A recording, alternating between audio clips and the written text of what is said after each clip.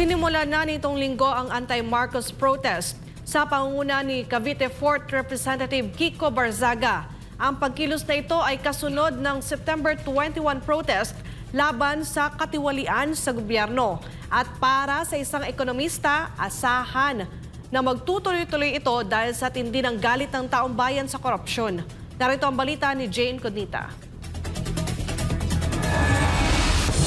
Dapat itong administrasyon ni Marcos Jr., hindi sila dapat maging complacent. Hindi sila dapat na umasa na huhupa ito. Bagkus ito'y mas lalo pang lalaki at lalawak sa aking palagay. Hanggat wala silang ginagawang paraan, no, para masawata ang graft and corruption sa ating bansa, lalo pang lalaki at lalawak ito, no? So yan ang reaksyon ng ekonomistang si Dr. Michael Batu sa isinagawang kilos protesta sa tapat ng gate ng Forbes Park sa Makati City nitong linggo ng gabi. Ang naturang pagkilos laban sa katiwalian sa gobyerno ay pinangunahan ni Cavite 4th District Representative Kiko Barzaga. Ayon pa sa mambabatas, araw-arawin na nila ang ganitong kilos protesta sa mga subdivision kung saan nakatiraan niya ang mga politikong magnanakaw. Sinabi naman ni Bato na hindi ito maiiwasan, lalo't pakiramdam ng marami nating kababayang naghihirap na mas lalo silang naghihikaho sa araw-araw nilang pamumuhay dahil sa patuloy na pagtaas ng presyo ng mga bilihin. Kasi ang nararamdaman ng tao is yung mga mayayaman, lalong-lalo na yung mga politiko at yung mga korap, no? Yung mayaman sila lalo at yung mga kababayan natin patuloy, Jade, na naghihirap.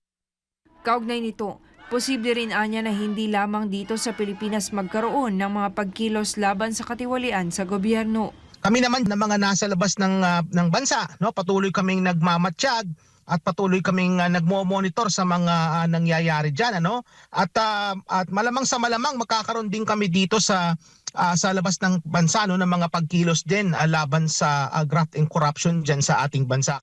Sa kabilang banda, naniniwala rin si Bato na may epekto ang isyu ng katiwalian sa gobyerno sa ekonomiya ng bansa at posibleng hindi rin maabot ng Pilipinas ang target nitong upper middle income country status.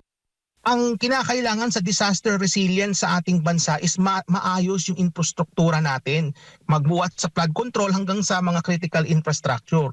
Yan kung nakokorap yan, no, at substandard yung pagkakatayo, nagkakaroon talaga ng epekto yan sa ating ekonomiya, no? Kaya malabo, no, sa palagay ko na mararating ng ating bansa yung sinasabi nilang upper middle income country status hanggat hindi nila nagagawa na isasaayos itong issue ng korupsyon sa ating bansa. Kasi yan ang humihila sa atin pababa ng pababa. Kaya dapat talaga maiayos nila yan.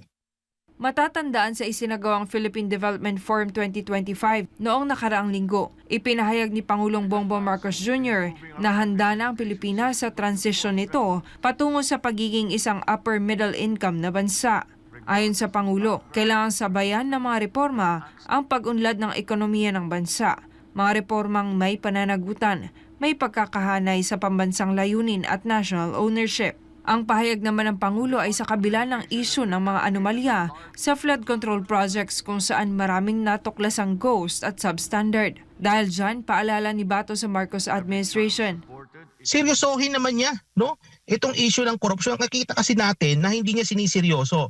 At the more na hindi nila siniseryoso yan, the more na magkakaroon ng uncertainty sa ating ekonomiya at yung uncertainty na yan ay hihila sa ating ekonomiya pababa.